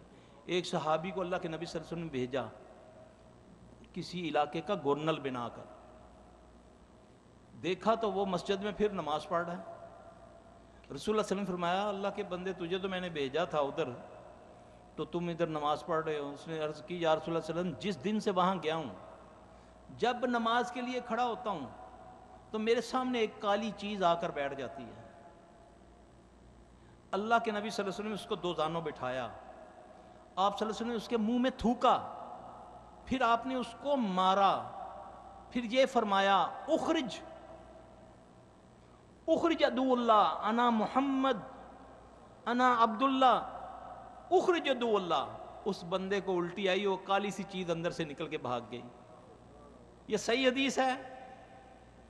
لوگ کہتے ہیں، لوگ بغیر دلیل کے آج مہم ہے پاکستان کے اندر کہ کچھ بدبخت مولوی اس چیز کو لیے پھر رہے ہیں کہ جادو نہیں ہوتا، جادو کی کوئی حیثیت نہیں ہے، جن نہیں ہوتا، جن کی کوئی حیثیت نہیں ہوتی. میرے بھائی یہ قرآن کا انکار ہے، حدیث کا انکار ہے. جو شیطان کا انکار کرے گا، اللہ نے شیطان کو مہلت دیا قیامت تک کے لیے. جنوں میں برے بھی نہیں ہیں سارے، جنوں میں اچھے بھی ہیں. جاؤ اٹھا کر دیکھو دو صورتوں کے اندر کتنا تضاد ہے. ایک جگہ تو اللہ کے نبی اللہ نے ان کی باتوں کو نقل کیا، وہ اپنی قوم کو جا کر کہتا ہے یا قومنا اجیبوا داعی اللہ وآمنوا بہ یغفر لکم من ذنوبکم ویجرکم من عذاب علیم. جاؤ قرآن اٹھا کر دیکھو. یہ جن کہہ رہا ہے اپنی قوم کو جا کے، سورۃ جن پڑھ کے دیکھیں. اللہ فرماتا ہے کہ جنوں کو اور میں انسانوں کو دوزخ سے بھر دوں گا. یہ اللہ کہتا ہے. ایک بندہ کہنے لگا کہ جی جن تے آگ ہی چاہو دوزخ ہی کس طرح جان گے. یہ بڑی ایک اچھی سی بات آ گئی ہے، میں آپ کو نالج کے لیے سنا. ایک بزرگ کے پاس گئے، انہوں نے کہنے لگے جی کہ اگر آپ مجھے 3 سوالوں کا جواب دے دیں تو میں مسلمان ہو جاؤں گا. کہنے لگا کہ اگر اللہ کے حکم کے بغیر کچھ نہیں ہو سکتا تو پھر سزا جزا کیوں ہے؟ اگر اللہ کے حکم کے سوا کچھ نہیں ہوتا تو پھر سزا جزا کیوں ہے؟ دوسرا کہنے لگا کہ اگر جنات آگ سے بنے ہوئے ہیں تو ان کو دوزخ میں آگ کیسے جلائے گی؟ تیسرا کہ جب اللہ ہے تو پھر نظر کیوں نہیں آتا؟ اللہ ہے تو نظر کیوں نہیں آتا؟ اب بزرگ جواب دیتے ہیں اس کو. انہوں نے بٹوانے کے لیے نا پاس رکھی ہوئی تھی مٹی. بٹوانی سمجھتے ہیں نا، استنجے کے لیے نا. انہوں نے وہ مٹی اٹھائی، دے ماری اس کے اوپر، اس کے منہ پر لگی، وہ بھاگا قاضی کے پاس گیا.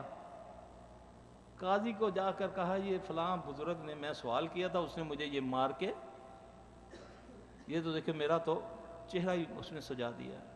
قاضی نے ان بزرگوں کو بلا لیا، شیخ کو بلا لیا. انہوں نے بولا بھائی اس نے تم سے سوال کیے اور تم نے اس کے جواب میں یہ کیا. اس نے بولا شیخ صاحب یہ اس کے سوال کا جواب ہے. کہتا وہ کیسے؟ کہتا اس نے بولا پہلا سوال کیا کہ جب ہر چیز اللہ کے حکم سے ہوتی ہے تو پھر سزا جزا کیوں ہے؟ تو میں نے اس کو مارا تو یہ آپ کے پاس کیوں آ گیا؟ پھر دوسرا اس نے بولا کہ اللہ ہے تو نظر کیوں نہیں آتا، تو اس کو کیا ہوا ہے میرے مارنے سے؟ کہتا ہے اس کو تکلیف ہوئی، اس کو بتائے گا مجھے تکلیف کیسی ہے، کیا کس رنگ کی ہوتی ہے مجھے بتائے۔ تیسرا کہنے لگا کہ اس نے تیسرا سوال کیا کہ اگر جن آگ سے ہیں تو ان کو دوزخ کیسے جلائے گی؟ تو کہنے لگے جی جنوں کو تو اللہ نے آگ سے بنایا، تو انسان کو کس سے بنایا؟ مٹی سے، تو میں نے اس کو کیا مارا؟ تو مٹی ماری ہے تو اس کا بڑھتا سج گیا ہے۔ تو پھر تو میرے بھائی، اللہ اکبر، اللہ تبارک و تعالی ہمیں سمجھ عطا فرمائے۔ یہ ایک سوال ہے، کیا کوئی جنات صحابہ کرام میں سے ہیں؟ بعض لوگ کہتے ہیں کہ وہ صحابی جنات ابھی تک موجود ہیں، اس کی کیا حقیقت ہے؟ میرے بھائی میں آپ کو بتاؤں، جنوں کی عمریں بہت ہوتی ہیں، ٹھیک ہے، لیکن آج تک مجھے کوئی صحابی جن نہیں ملا، ٹھیک ہے۔ بلکہ ایک دفعہ ایک واقعہ ہے کہ کوئی سیاستدان تھے، کچھ بڑے لوگ تھے، انہوں نے مجھ سے ٹائم لیا کہ سلفی صاحب ذرا علیحدہ ٹائم دیں، ہم آپ سے گفتگو کرنا چاہتے ہیں۔ تو بڑی اچھی مجلس ہی، کچھ اس میں سرکاری بڑے آفیسرز تھے، تو وہاں پر نا ایک سیاستدان تھا، اس کے نا اندر وہ چیز حاضر ہو گئی۔ اب وہ بدبخت کہنے لگا کہ اللہ کے نبی صلی اللہ علیہ وسلم کا فرمان ہے کہ جو منہ پر تعریف کرے سمجھو وہ دوست نہیں ہے، وہ دشمن ہے، وہ ہلاک کر دیتا ہے۔ اس نے میری تعریف کی، میں نے بولا تم شیطان ہو، میری تعریف مت کرو۔ کہتا نہیں میں بہت طاقتور ہوں، میں فلاں ہوں، میں فلاں ہوں، میں نے فلاں کے ساتھ کام کیا۔ اس نے پیچھے نا شاہ اسماعیل شہید اور علی جویری سب کو گنوا دیا کہ میں ان کے ساتھ کرتا رہا ہوں، میں تیرے ساتھ بھی مل کے۔ میں نے بولا میرے لیے اللہ ہی کافی ہے، مجھے نہیں ضرورت جنوں کی، نا اللہ بہت بڑا ہے۔ اچھا، ہم اس سے پہلے بحث کر رہے تھے سورہ فاتحہ پر، تو کہنے لگا میں کافی دیر سے آپ کی بات سن رہا تھا، تو میں ٹھٹھا، ہمارے ادھر سندھ کے اندر نا ایک ٹھٹھا جگہ ہے، وہاں پر بہت قدیم پرانا قبرستان ہے۔ کہنے لگا میں نا، ہم جو جن ہیں نا، بڑے جن ادھر رہتے ہیں ٹھٹھا کا قبرستان میں، وہاں پر کچھ صحابی جن بھی ہیں، اگر آپ کہیں تو ان کا میں بلا لیتا ہوں تو وہ آپ کو یہ مسئلہ بتا دیں گے۔ میں نے قرآن پکڑا، سورہ نساء کی آیت نکال کے، اعوذ باللہ من الشیطان الرجیم، یا ایھا الذین آمنوا اطیعوا اللہ واطیعوا الرسول واولی الامر منکم فإن تنازعتم فی شیء، یہ ساری آیت میں نے پڑھ کے میں نے بولا الو کے پٹھے مجھے بتا یہاں کہاں ذکر ہے کہ اللہ نے کہا جنوں سے بھی پوچھ لو؟ اللہ نے فرمایا جب کوئی تم میں سے کوئی تنازع آ جائے تو پھر تم اللہ اور اس کے رسول کی طرف سے رہنمائی لو، تو کہاں لکھا ہے؟ پھر میں نے اسے ایک ایسی شرط لگائی تو بھاگ گیا وہ۔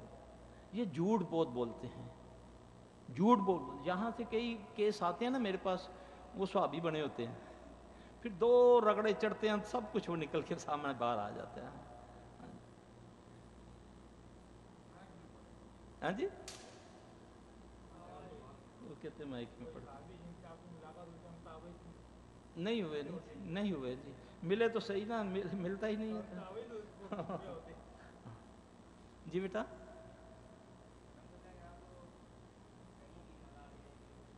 الحمدللہ۔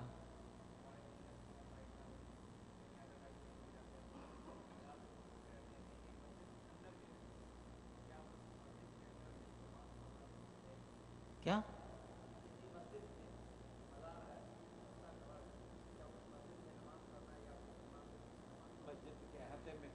مسجد کے ہاتھے میں قبر ہو، مسجد کے اندر نہ ہو بیٹا۔ مسجد ہے، مسجد کہتے ہیں سجدے والی جگہ کو۔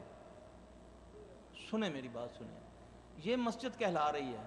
اب جب ہم دیکھتے ہیں نا مسجد نبوی میں، ٹھیک ہے، تو وہاں پر بھی نبی پاک صلی اللہ علیہ وسلم کی قبر مبارک ہے نا، لیکن وہ مسجد کی حدود نہیں ہے۔ پہلے قبر تھی، بعد میں ایکسٹینشن ہوئی ہے، اب بڑھ رہی ہے نا، ٹھیک ہے، وہ حدود میں بھی نہیں کہلاتی۔ اسی طرح ہمارے ہاں تو جان بوجھ کر بنایا جاتا ہے مزار، قبر والی جگہ پر جہاں قبر ہوتی ہے وہاں مسجد بنا دی جاتی ہے، ٹھیک ہے، وہاں کیسے ہوگی نماز؟ نہیں ہو سکتی جی، نہیں ہو سکتی نماز جی۔ ایک سوال ہے، فرض نماز کے بعد اکثر لوگ سر پر ہاتھ رکھتے ہیں، یہ دعا کون سی ہے، کیا یہ درست ہے؟ ماشاء اللہ، دیکھیں جی، اللہ کے نبی صلی اللہ علیہ وسلم کم و بیش 23-24 سال آپ نے با جماعت نماز پڑھائی نا۔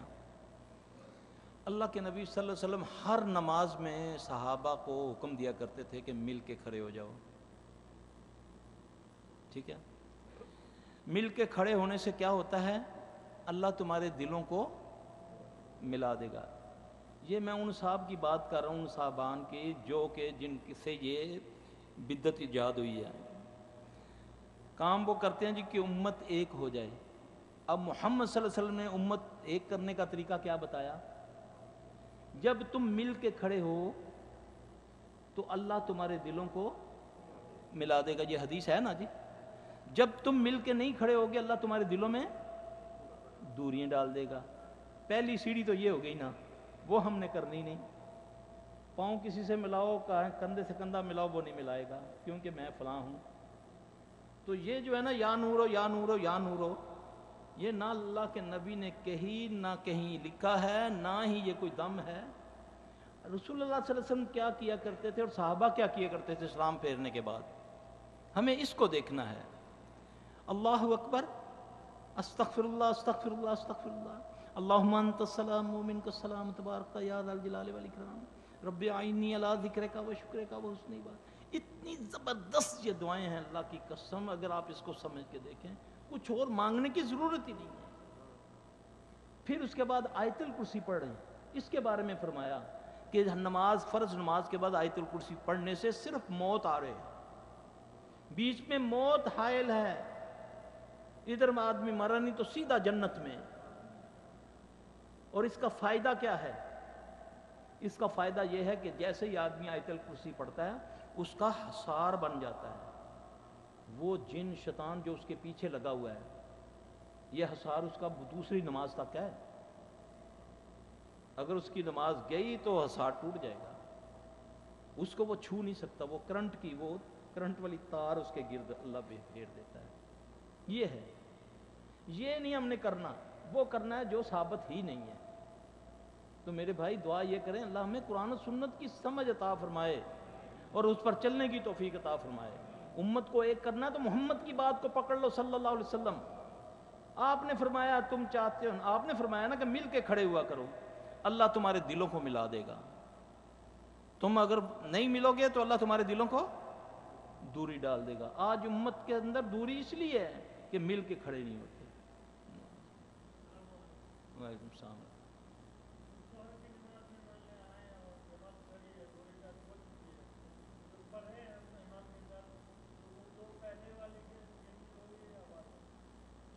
کثر کرتا ہے جو مقیم ہے، ہاں جی،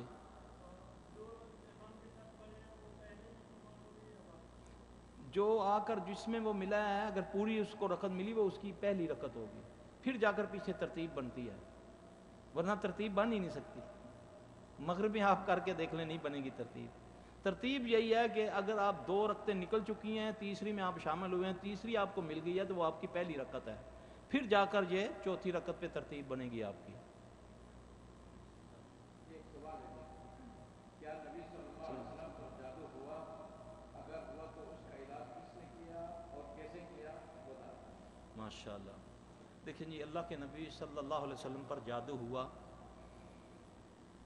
نبیل بن عاصم ایک یہودی ہے، اس کی بیٹیوں نے جادو کیا۔ یہاں پر تفسیر پڑھی ہوئی ہے موٹی والی اردو میں، مودودی صاحب کی نہیں جی، یہاں پر جو ہے نا یہ پڑھی ہوئی نا، یہ ملک فہد والی جو ہے، اس کے اندر فلک ناس کی تفسیر میں آپ کو اتنا زبردست یہ سارا دلیل مل جائے گی، سارا واقعہ میں آپ کو مختصراً بتا دیتا ہوں، تو بتا دی ہے میں لمبی دوسری کتاب بہت سی حوالے ہیں۔ سب سے پہلے تو ہمیں یہ دیکھنا ہے کہ نبی علیہ السلام صلی اللہ علیہ وسلم پر جادو ہوا یا نہیں، پھر اگر جادو ہوا تو کس حیثیت پر ہوا۔ اللہ کے نبی صلی اللہ علیہ وسلم کی 2 حیثیتیں تھیں، ایک تھی رسالت کی، ایک تھی عہد بشر۔ وہ چند گھڑیوں میں صرف محمد بن عبداللہ پر ہوا تھا۔ حدیث میں آتا ہے، صحیح حدیث ہے کہ اللہ کے نبی صلی اللہ علیہ وسلم بالکل ایسا ہوا تھوڑی دیر کے لیے آپ کو نسیان ہونے لگا، پتہ نہیں میں نے وضو کیا کہ نہیں کیا، پتہ نہیں میں نے غسل کیا کہ نہیں کیا، آپ اس پریشانی میں ہیں تو دو فرشتے آتے ہیں، حدیث میں جو واقعہ ہے، ایک آپ کے سرہانے کھڑا ہو گیا اور ایک آپ کے پاؤں کی طرف، آپس میں بات کرتے ہیں اس بندے کو کیا ہوا؟ وہ کہنے لگا کہ اس بندے پر جادو ہو گیا ہے۔ کس نے کیا؟ نبیل بن عاصم نے کیا، اس کی بیٹیوں نے کیا۔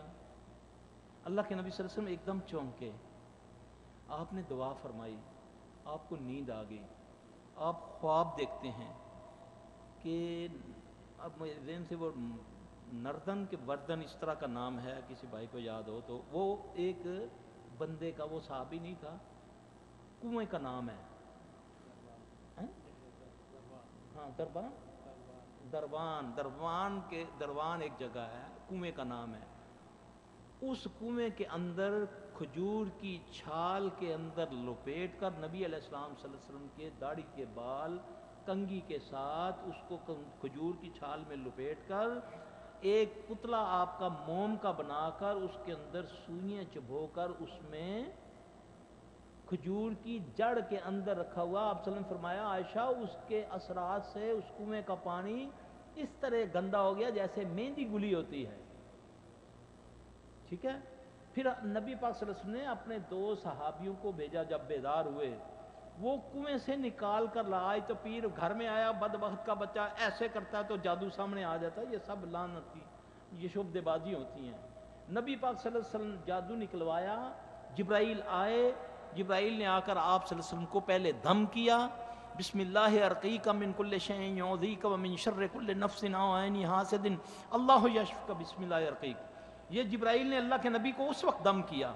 پھر دو صورتیں اتری، سورہ فلق اور سورہ ناس، ان کی دونوں کی آیتیں بنتی ہیں 11۔ رسول اللہ صلی اللہ علیہ وسلم کی داڑھی کے بالوں پر جو گرے لگائی گئی تھی وہ بھی تھیں 11۔ پھر اللہ کے نبی صلی اللہ علیہ وسلم ان آیات کی تلاوت فرماتے گئے، گرے کھلتی گئی، اس کے بعد اللہ کے نبی صلی اللہ علیہ وسلم نے اس کو زائل کرنے کا حکم دیا۔ یہ ہے صحیح حدیث سے ثابت۔ جس کے پاس دلیل ہے کہ آپ پر جادو نہیں ہو وہ ہمیں کتاب سے دلیل دے گا، عقل کی دلیل نہیں مانیں گے ہم، کیونکہ دین کو سمجھنے کے لیے نقل کی ضرورت ہے، عقل کی ضرورت نہیں ہے۔ ہم کیا کرتے ہیں، ہماری بدبختی ہے، پہلے تو مجھے وہ بتائے کہ شان نزول کیا ہے فلق اور ناس کا، جو جادو کا انکار کرتا ہے، یہ کس شان میں اتری، اس کا شان نزول کیا ہے؟ یہ تو پھر وہ انہی کی طرح ہیں جو نبی صلی اللہ علیہ وسلم کو بشر ہی نہیں مانتے، یہ تو دلیل ہے۔ پھر اللہ کے نبی صلی اللہ علیہ وسلم کی ایک حدیث ہے، ایک دعا آپ نے فرمائی، آپ نے فرمایا اللہ اگر مجھے وہ کلمے نہ سکھاتا تو یہودی مجھے فلاں چیز بنا دیتے جادو سے، سبحان اللہ۔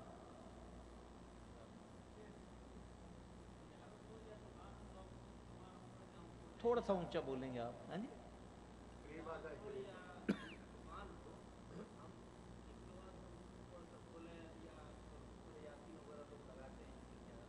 دیکھیں میرے بھائی، میں آپ کو ایک بات بتاؤں، قرآن پڑھنے کے لیے آیا ہے،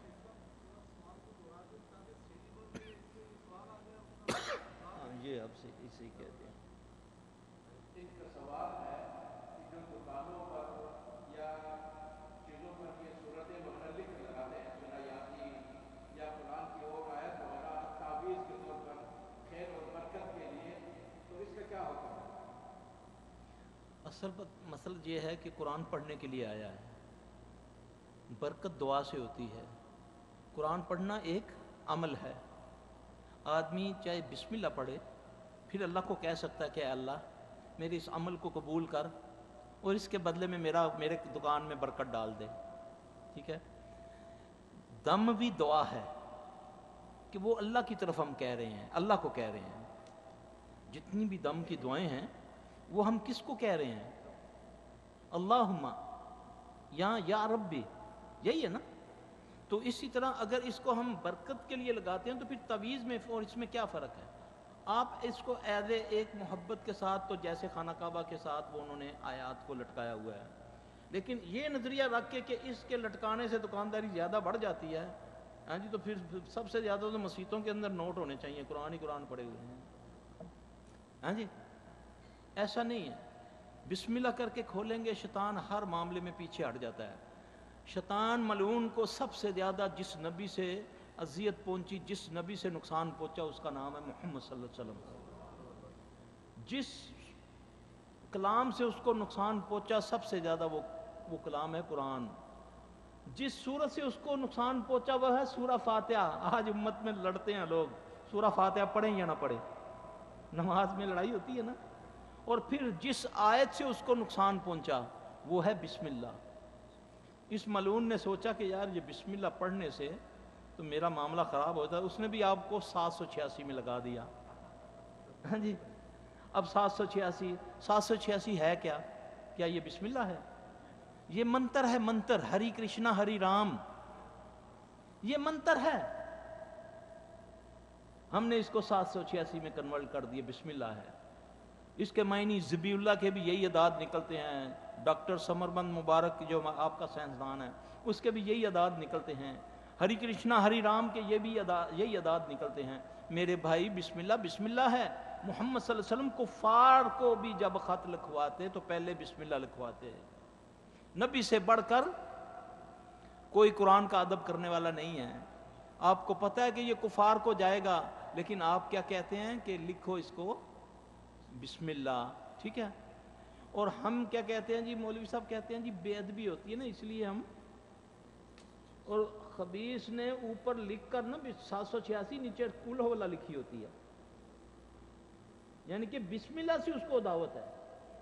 وہ آپ تعویذ کھول کے دیکھ لیں، 786 لکھا ہوگا، پھر اس کے بعد نیچے آیت الکرسی لکھی ہوگی یا کچھ لکھا ہوگا، پھر کراس لگا دیتے ہیں۔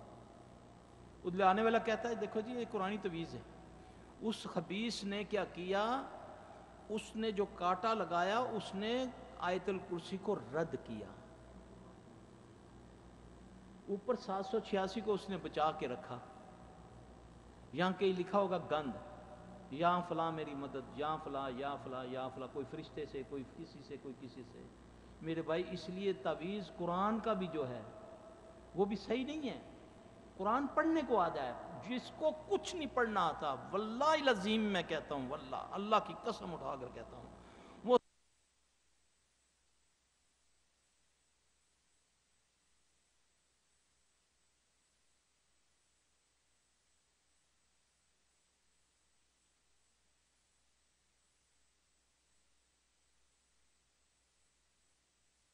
موجود ہیں۔ پھر تہمت کے نیچے والا حصہ وہ پانی تیار کر کے مریض کے اوپر ڈال دو، وہ اسی وقت ٹھیک ہو جائے گا، اسی وقت۔ آپ کو میں بتاؤں کینسر کی بیماری نظر کی وجہ سے ہوتی ہے، یہ اچانک گردوں کا ختم ہو جانا یہ نظر کی وجہ سے ہے۔ اور سب سے مشکل کام نظر کو اسیس کرنا، یعنی کہ اس کو ڈائیگنوز کرنا۔ اور جتنے زیادہ کیسز ہمارے پاس نظر کے آتے ہیں، سب پاکستان انڈیا میں جہاں بھی ہے وہ مولوی کہتے ہیں اس کو جادو ہوا ہے، اس کو جادو ہوا ہے۔ سب سے آسان نظر کا علاج، سب سے مشکل اس کو ڈھونڈنا۔ اور زیادہ تر لوگوں کو نظر، اور نظر جن کی بھی لگ جاتی ہے، نظر ماں کی بھی لگ جاتی ہے، نظر اپنے آپ کی بھی لگ جاتی ہے۔ اور اس کا اتار کیا ہے؟ اب لگنی تو نہیں چاہیے، میں کس سے بچوں گا؟ بتاؤں اس کا طریقہ کیا ہے؟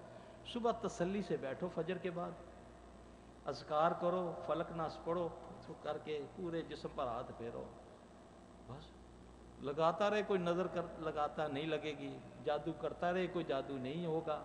بس یہ آپ کو حسار بنانے کے لیے کہہ دیا گیا۔ کہتے ہیں جب عامر رضی اللہ تعالیٰ نے ان پر پانی ڈالا، ان کے لفظ کیا تھے؟ پوچھا نا آپ صلی اللہ علیہ وسلم نے کہ تم نے کیا بولا تھا اس کو؟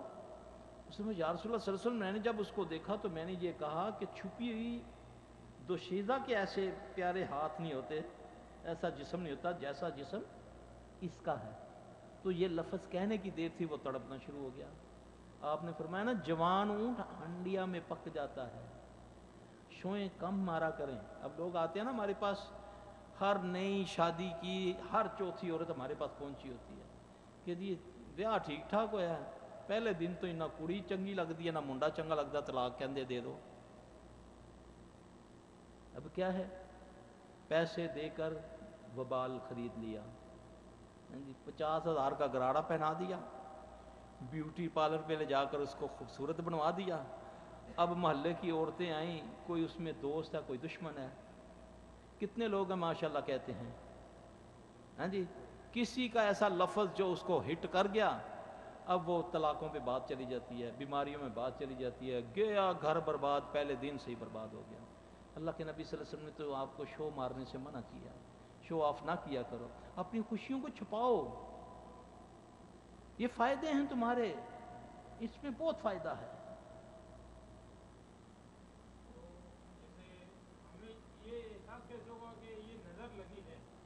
हाँ, ये फिर मेरे साथ 30 साल रहना पड़ेगा। मेरे पास अभी जो काम करते हैं उनको बड़ा बड़ा अरसा हो गया है।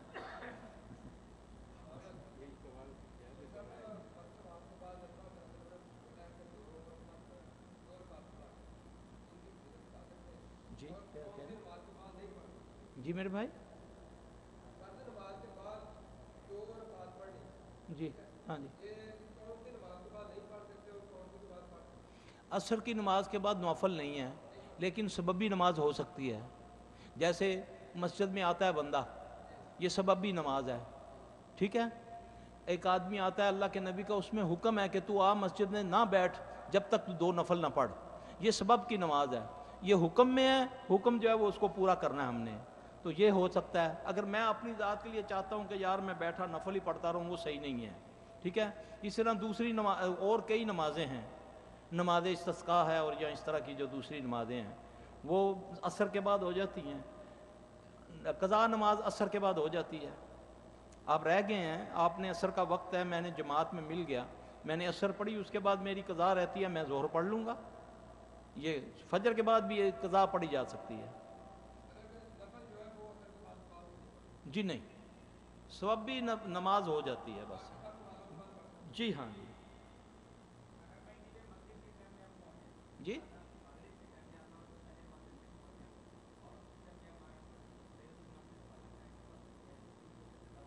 आप सल्लल्लाहु अलैहि वसल्लम ने 2 बार फरमाया, तीसरी बार फरमा देते ना तो फिर सबको पढ़नी पड़ जाएगी। आपने फरमाया पढ़ो पढ़ो पढ़ो जिसकी मर्जी है।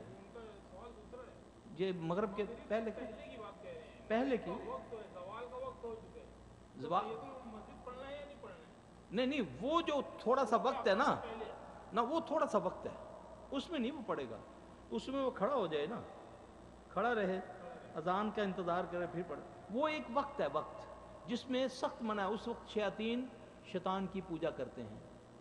वो 2 सींगों के दरमियान जब सूरज आता है तो शैतान के भी 2 सींग होते हैं ना।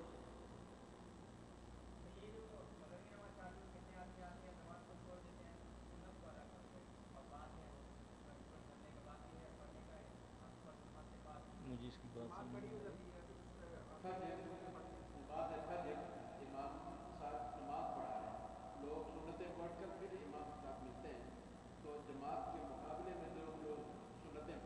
वो बिल्कुल सही नहीं है। देखें, तवाफ़ कितना बड़ा एक अमल है ना। जब फ़र्ज़ नमाज खड़ी होती है तवाफ़ रुक जाता है। एक आदमी पीछे चाहे कज़ा नमाज पढ़ रहा है चाहे नौफल पढ़ रहा है, जैसे ही अकामत हो रही है उसको चाहिए कि वो जहाँ भी है सलाम फेरे और तोड़ दे, अपनी नमाज ख़त्म कर दे। बेहतर ये है, क्योंकि जो भी उसके बाद वो अमल करेगा वो बातिल है, उसका वो नाकाबिल कबूल है, जो भी है।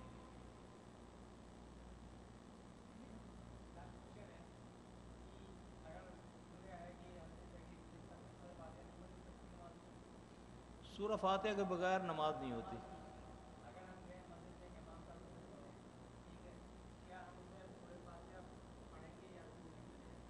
बेहतर यही है कि आप रुकू में ही चले जाएं, आप दोबारा उठ के पढ़ लें।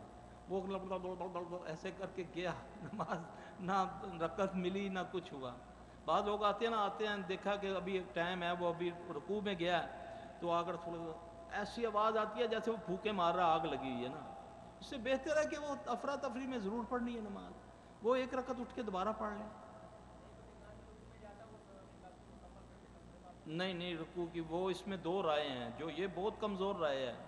वो हज़रत अबू बकरा वाली जो हदीस है ना, वो अल्लाह के नबी सल्लल्लाहु अलैहि वसल्लम ने उनको फरमाया था आइंदा ना करना। वो दूर से खड़े हो गए थे, उन्होंने ये सुना, उन्होंने इत्तेहाद किया था कि अल्लाह के नबी सल्लल्लाहु अलैहि वसल्लम ने फरमाया तुम जब جماعت میں جیسے ہی مقتدیوں کو پاؤ اس طرح جماعت کو پاؤ اسی طرح آ جاؤ. وہ ادھر تھے ابھی تو وہیں سے وہ رکوع میں آ گئے, وہ رکوع میں چلتے چلتے نا جماعت کے ساتھ مل گئے. تو اللہ کے نبی صلی اللہ علیہ وسلم نے فرمایا کہ یہ تجھے معلوم تو نہیں تھا, لہٰذا آئندہ نہ کرنا. اب دیکھیں نا, رکوع سے 2 فرض چلے گئے, قیام فرض ہے نا, سورہ فاتحہ فرض ہے, تو کیسے رکوع کی نماز ہوگی, جماعت ہوگی؟ نہیں ہوتی. اگر آپ قرآن پڑھ رہا ہے تو اس کا وضو ٹوٹ جاتا ہے, کیا اس کو قرآن کی تلاوت جاری رکھنی چاہیے یا وضو جا کے تاکہ پھر دوبارہ قرآن پڑھنا چاہیے؟ یہ لکھا کہاں ہے کہ قرآن وضو کے بغیر نہیں پڑھا جا سکتا؟ یہ پہلے مجھے بتائیں.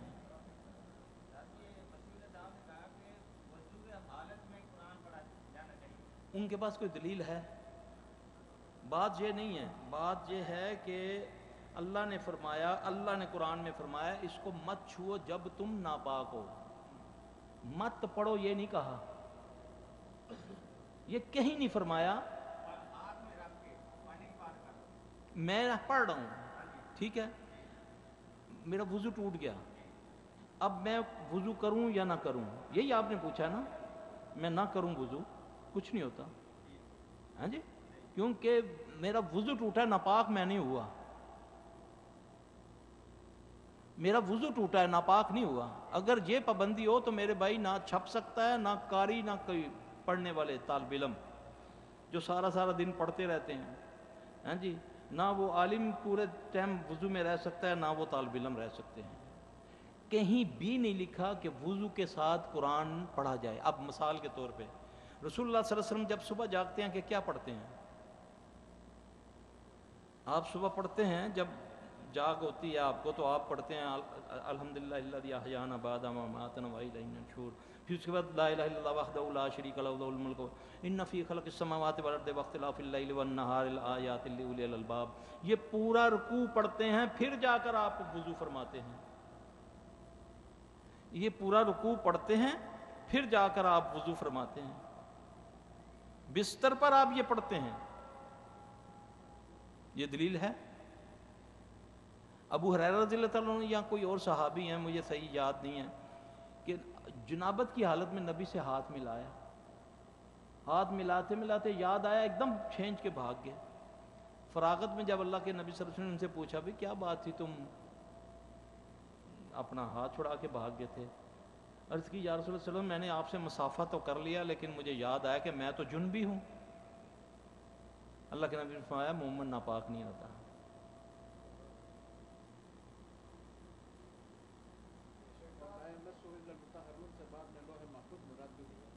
جی جی, یہ خبر ہے, حکم نہیں ہے.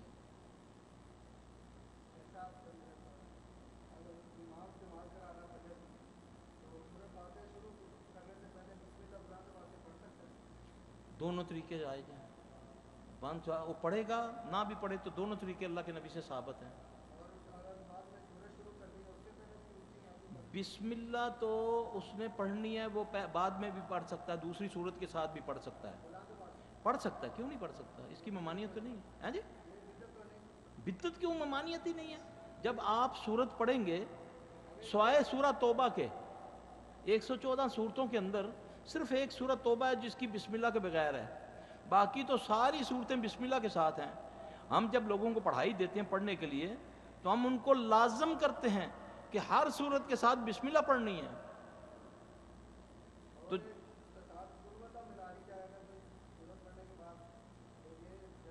میں کسی وقت 3 بار پڑھ لیتا ہوں.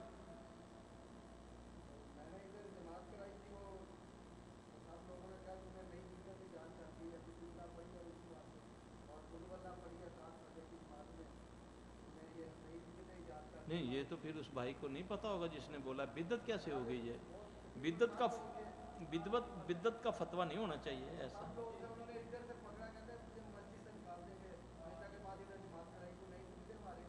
نہیں, یہ بدعت کیسے ہوگی؟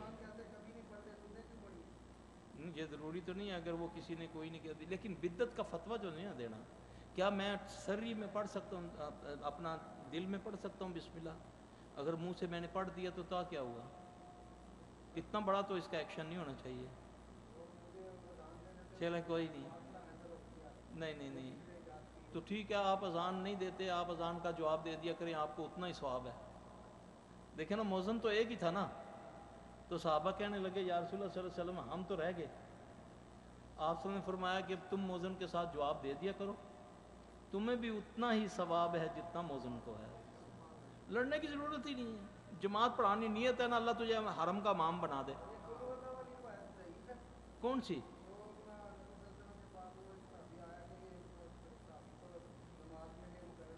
سفر کے دوران جو صحابی ہر رکعت میں سورہ فاتحہ سورہ اخلاق پڑھتا تھا سفر کے دوران۔ تو مجھے اس کے بارے میں تو ویسے اس کی صنعت کے بارے میں تو نہیں علم، لیکن میں نے تو کبھی اس کو یہ نہیں دیکھا نہ کبھی سنا ہے ہم، بلکہ ایک آدھ مسجد میں ایسا بھی ہوتا ہے، بعض جو ہمارے امام ہیں وہ قل ہو اللہ پڑھتے ہیں، تو اس میں بدعت والی تو بات کوئی سمجھ نہیں، تجھے جو قرآن میں آتا ہے وہ پڑھ۔ جی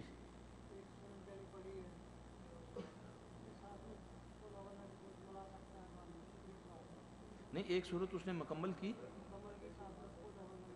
ہاں تو کوئی حرج نہیں ہے جی، ہاں اس میں کوئی حرج نہیں ہے، حرج کیا ہے اس کا؟ ہاں بالکل حرج نہیں ہے اس کا۔ اگر کہ آپ دیکھیں جب تراویح ہم پڑھتے ہیں تو کتنی کتنی صورتیں وہ ملا لیتے ہیں، ہاں جی امام ملاتے جاتے ہیں، کتنی کتنی صورتیں میں ملاتے ہیں، اس میں کون سی ایسی بات ہے؟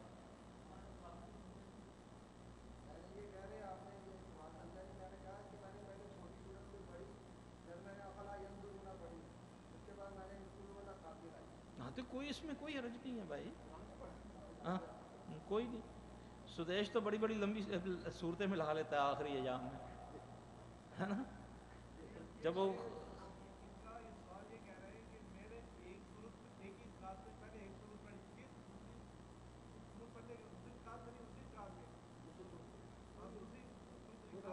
ہاں تو کوئی حرج نہیں، ہاں یہی ہے، میں سمجھ گیا ہوں۔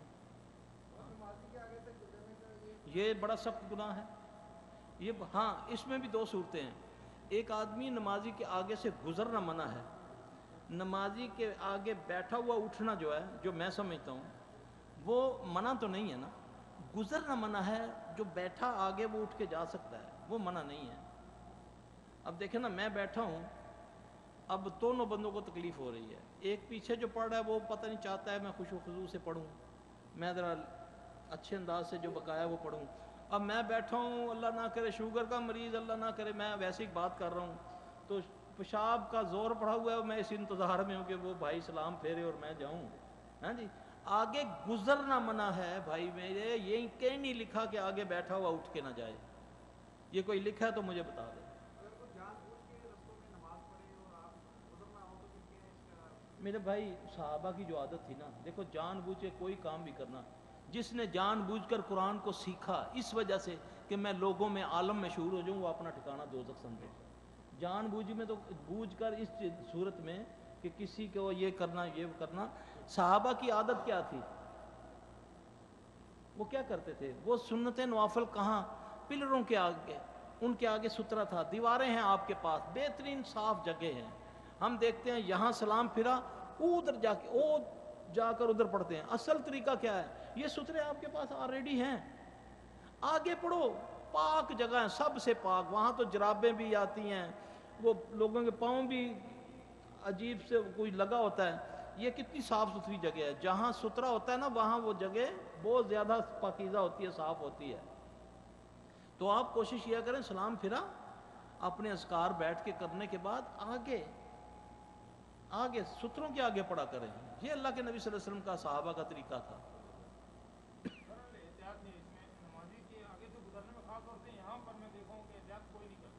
یہ میرے بھائی ہم نے یہ بھی حرم سمجھ رکھا ہے، اس کی حالت کچھ اور ہے، ٹھیک ہے، ورنہ پتہ کیا ہے، آپ صلی اللہ علیہ وسلم نے فرمایا اس سے لڑو، اس سے روکو، ہے نا حدیث، ہم اس کو بھی اپنی مساجد کو بھی حرم بنا لیا نا، یہاں پہ بھی لوگ احتیاط نہیں کرتے، نہیں اب وہاں دیکھیں، اب جو صورتحال ہے نا، اس صورتحال میں جس طرح پبلک ہے یا جو گڑبڑ ہوا ہے وہ نہیں، وہ ناممکنات میں سے ہیں، اس میں شاید اللہ معاف کر دے، لیکن یہ جو ہے نا یہاں تو ہمارے اختیار ہے، میں 2 منٹ میں ادھر سے بیٹھ جاؤں ادھر سے گزر جاؤں، या एक तो है, सबसे पहले तो बंदा कोशिश करे कि जमात के साथ,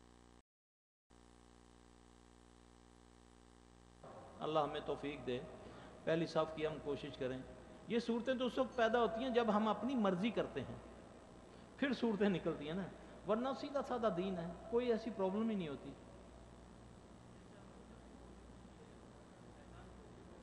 हाँ जी,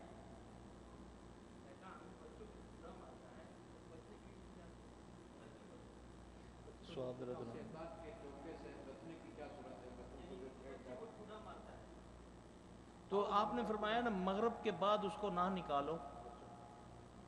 मगरब की अजान के बाद अपने बच्चों को, अपने जानवरों को घरों में बंद कर लिया करो। शैतान उनकी दुब्बर में उंगली करते हैं, ठीक है। अब अल्लाह के नबी सल्लल्लाहु अलैहि वसल्लम ने हमें बता दिया, अब हमारे पास जाकर देखें ना, रश लगा होता है, ये जी इन्हों नज़र लगी, किसी ने तवीज़ कर दिया, पता ये होता कि मगरब के टाइम से ना फोन आया दुकान तो सीधा बाग विच लैके पहुँच गया। मगरब का टाइम बाग विच गुजार देता थे। बाग में कौन होते हैं? ये बागों में, बगीचों में ये शैतान मौज करते होते हैं इन लोगों, और वही वक्त है आपने फरमाया वो शैतान के निकलने का टाइम है। तो वो निकलते हैं, फिर जो उनको कुछ होता है वो करते हैं इंसानों के साथ। जी बेटा, औरतें जनाजा की नमाज पढ़ सकती हैं, पढ़ा नहीं सकती, पढ़ सकती हैं। वो तो हरम में सब कुछ हो रहा है भाई, तो अल्लाह ताला का एक सिस्टम है, वहाँ हम उस पर कलाम नहीं करते।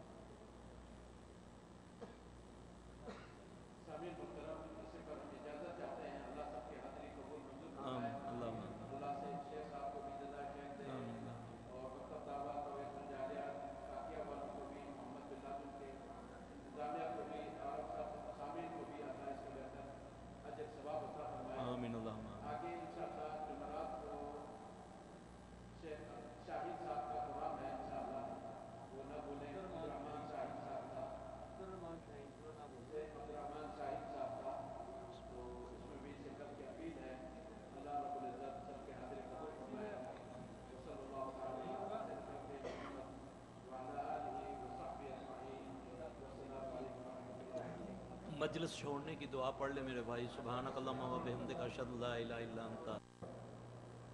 जिसे मांगना नहीं आता, आप दूध पिलाते हो, आप उसके मुंह में बिस्किट थोड़ा थोड़ा तोड़ के डालते हो, खिलाते हो, केक ला के देते हो, जूस ला के देते हो, आपके दिल में क्या होता है? ये छोटा सा बेटा 1 साल का, मैं इसको बगैर मांगे खिला रहा हूँ, ये 2 का होगा, 3 का होगा, 3.5 का होगा, तोतली